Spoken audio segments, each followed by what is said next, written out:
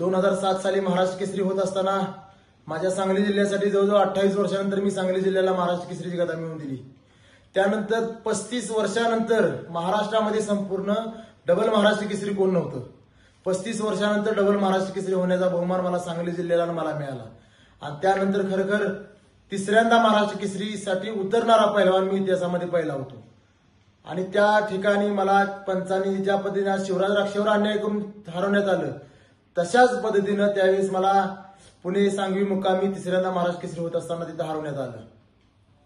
काल रात्रीच एका जाहीर लाईव्ह कार्यक्रमामध्ये कुस्तीगीर परिषदेचे त्यावेळेचे उपाध्यक्ष अर्जुन पुरस्कार विजेते गुरुवर्य काकासाहेब पवार यांनी कबूल दिलेली आहे की चंद्रहार पटलावर 2009 साली अन्याय झालेला होता। संदीप अप्पा बोंडवे आज कुस्तीगीर संघाचे कार्याध्यक्ष आहेत, त्यांनी सुद्धा ती कबुली दिली की चंद्रहार पटलावर 2009 साली अन्याय झालेला होता। पण सर्वच पदाधिकाऱ्यांनी एकदा कबूल करा की चंद्रहार पटलावर अन्याय झालेला होता, माझ्या मनात समाधान होईल।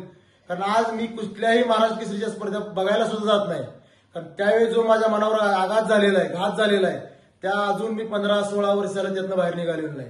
आणि त्या ज्यावेळेस स्पर्धेतनं मला ज्यावेळेस हरवलं गेलं पंचांच्या चुकीच्या निर्णयामुळे दुसऱ्या-तिसऱ्या दिवशी मी आत्महत्या करण्याच्या प्रयत्नात होतो, कारण सहकार्यांच्या मदतीने त्यातनं बाहेर निघालो। पण तीच वेळ आज शिवराज राक्षेवर आलेली आहे। त्या 5 सेकंदाच्या त्या चुकीच्या निर्णयामुळे त्या एका माकडामुळे त्या शिवराज राक्षेचं पूर्ण आयुष्य बर्बाद झालेलं आहे। त्यातनं कुठेतरी मला बाहेर पडायचंय म्हणून मला ही पहिली दुसरी महाराष्ट्र केसरीची गदा मी आज 2 दिवसाच्या आत जर सर्वांनी कबुली नाही दिली तर गदा मी माघारी देणार। मला ह्या गदांची गरज नाही। मी आयुष्यभर जोपर्यंत जिवंत आहे तोपर्यंत कुस्ती क्षेत्रासाठी काम करत राहणार, लाल मातीसाठी झगडत राहणार, झटत राहणार। धन्यवाद।